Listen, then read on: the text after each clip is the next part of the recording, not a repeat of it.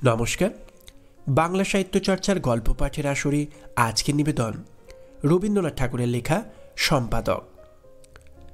আমার স্ত্রী বর্তমানে প্রভা সম্বন্ধে আমার কোনো চিন্তা ছিল না।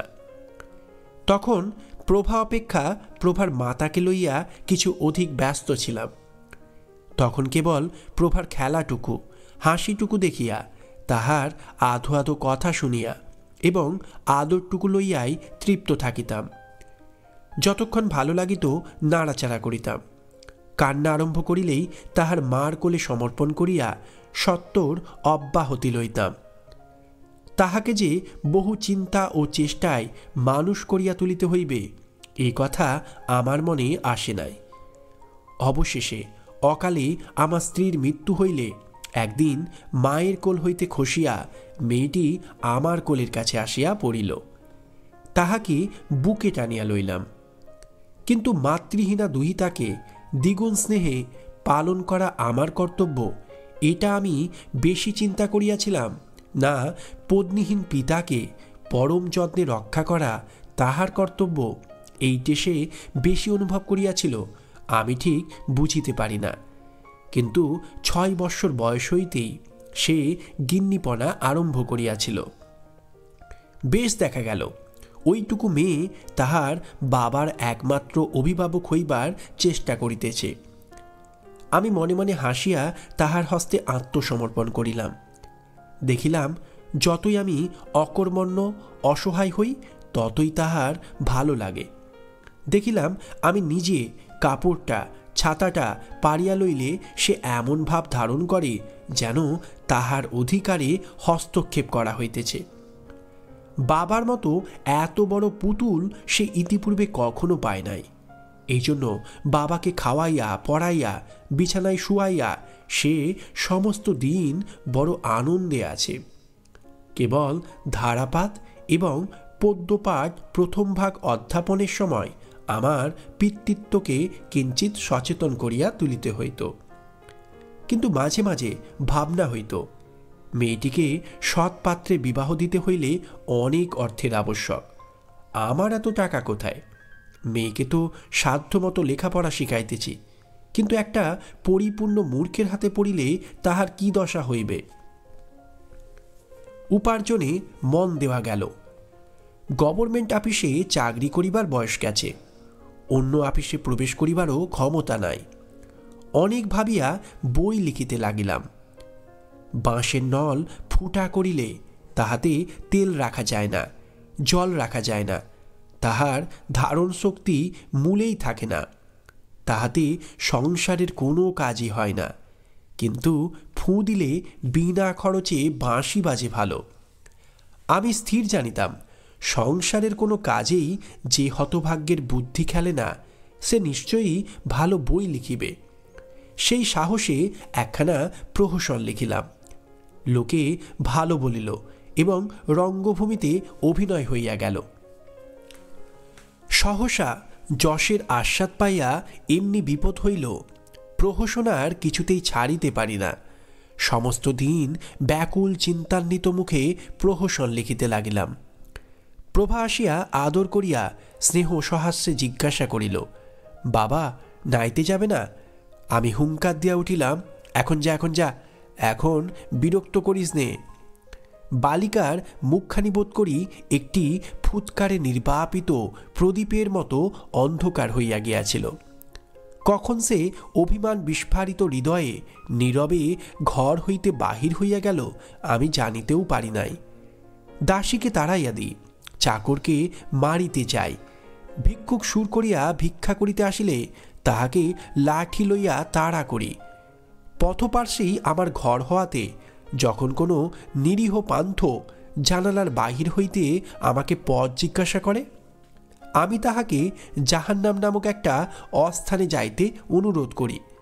হায়, কেহই বুঝিত না আমি খুব একটা মজার প্রহসন লিখিতেছি। কিন্তু যতটা মজা এবং যতটা যশ হইতেছিল, সে পরিমাণে টাকা কিছুই হয় নাই।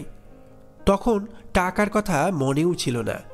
এদিকে প্রভা যোগ্য পাত্রগুলি অন্য ভদ্রলোকদের কর্ণাদায় মোচন করিবার জন্য গোকুলে বাড়িতে লাগিল। আমার তাহাতে খেয়াল ছিল না। পেটের জ্বালা না ধরিলে চৈতন্য হইত না, কিন্তু এমন সময় একটা সুযোগ জুটিয়া গেল।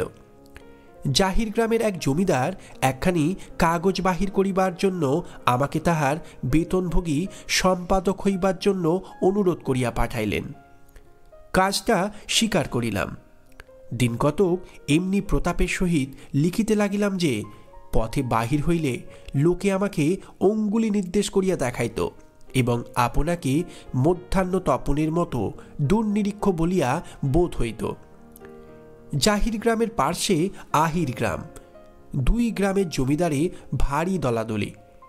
পূর্বে কথায় কথায় লাঠালাঠি হইত, এখন উভয় পক্ষে ম্যাজিস্ট্রেটের নিকট মুচলেখা দিয়া লাঠি বন্ধ করিয়াছে এবং কৃষ্ণের জীব আমাকে পূর্ববর্তী খুনি লাঠিয়ালদের স্থানে নিযুক্ত করিয়াছে।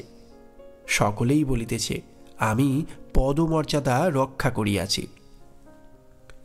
আমার লেখার জ্বালায় আহির গ্রাম আর মাথা তুলিতে পারে না। তাহাদের জাতিকুল, পূর্বপুরুষের ইতিহাস সমস্ত আদ্যপান্ত মসিলিপ্ত করিয়া দিয়াছি। এই সময়টা ছিলাম ভালো, বেশ মোটা সোটা হইয়া উঠিলাম। মুখ সর্বদা প্রসন্ন হাস্যময় ছিল। আহির গ্রামের পিতৃপুরুষদের প্রতি লক্ষ্য করিয়া এক একটা মর্মান্তিক বাক্যশেল ছাড়িতাম, আর সমস্ত জাহির গ্রাম হাসিতে হাসিতে পাকা ফুটির মতো বিদীর্ণ হইয়া যাইত। বড় আনন্দে ছিলাম। অবশেষে আহির গ্রামও একখানা কাগজ বাহির করিল। সে কোনো কথা ঢাকিয়া বলিত না, এমনি উৎসাহের সহিত অবিমিশ্র প্রচলিত ভাষায় গাল পাড়িত যে ছাপার অক্ষরগুলো পর্যন্ত যেন চক্ষের সমক্ষে চিৎকার করিতে থাকিত। এই জন্য দুই গ্রামের লোকেই তাহার কথা খুব স্পষ্ট বুঝিতে পারিত। কিন্তু আমি চিরাভ্যাসবশত এমনি মজা করিয়া এত কূটকৌশল সহকারে বিপক্ষ দিগকে আক্রমণ করিতাম যে শত্রুমিত্র কেহই বুঝিতে পারিত না আমার কথার মর্মটা কি। তাহার ফল হইল এই, জিত হইলেও সকলে মনে করিত আমার হার হইল।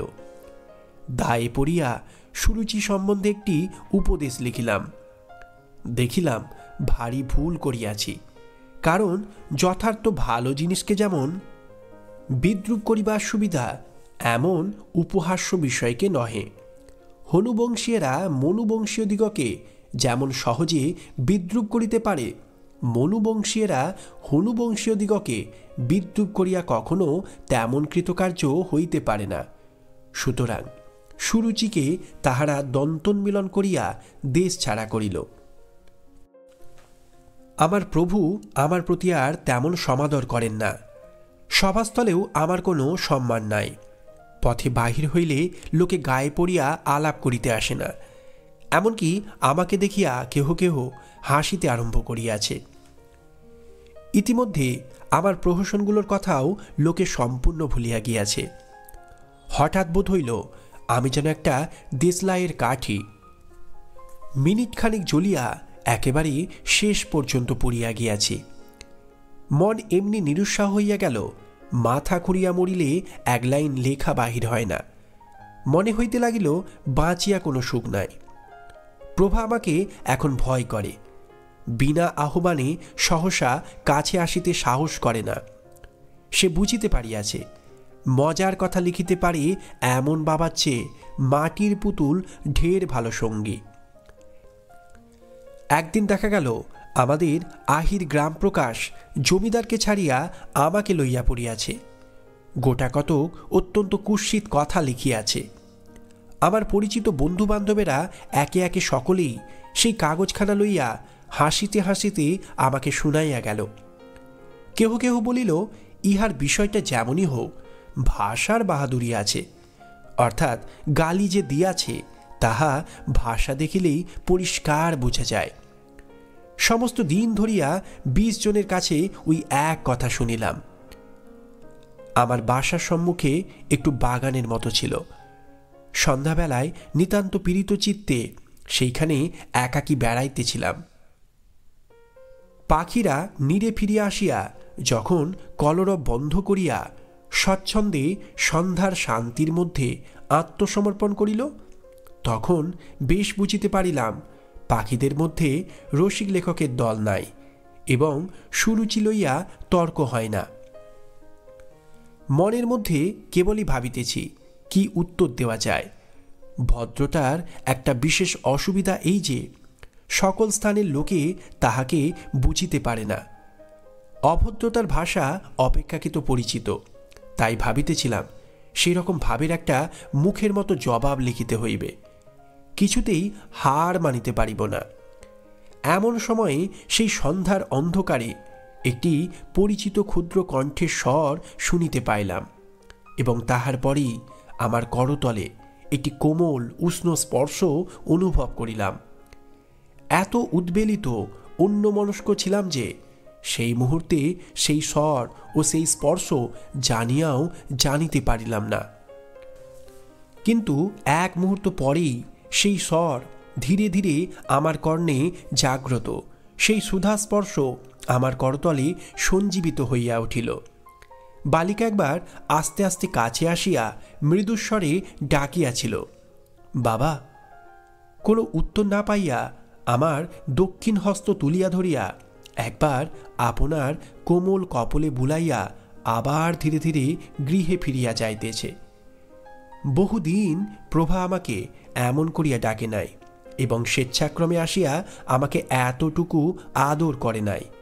তাই আজ সেই স্নেহস্পর্শে আমার হৃদয় সহসা অত্যন্ত ব্যাকুল হইয়া উঠিল। কিছুক্ষণ পরে ঘরে ফিরিয়া গিয়া দেখিলাম প্রভা বিছানায় শুইয়া আছে।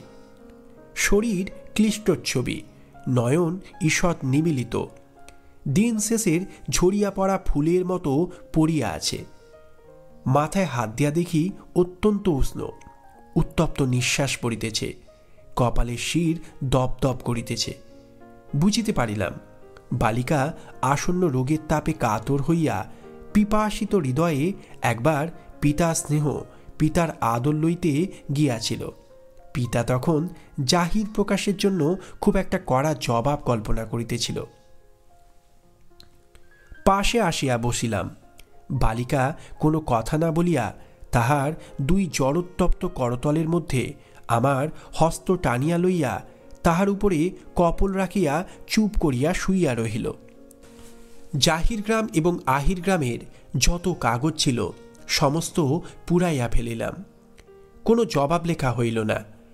হার মানিয়া এত সুখ কখনো হয় নাই। বালিকার যখন মাথা মুড়িয়াছিল তখন তাহাকে কোলে টানিয়া লইয়াছিলাম। আজ তাহার বিমাতার অন্ত্যেষ্টিক্রিয়া সমাপন করিয়া আবার তাহাকে বুকে তুলিয়া লইয়া ঘরে চলিয়া গেলাম। রবীন্দ্রনাথ ঠাকুরের ছোট গল্প সম্পাদক। আমাদের গল্প পাঠ এখানেই সমাপ্ত। গল্প পাঠ ভালো লাগলে চ্যানেলটির সঙ্গে থাকবেন, প্রয়োজনে সাবস্ক্রাইব করতে কিন্তু ভুলবেন না। বাংলা সাহিত্য চর্চার সঙ্গে থাকার জন্য সবাইকে ধন্যবাদ।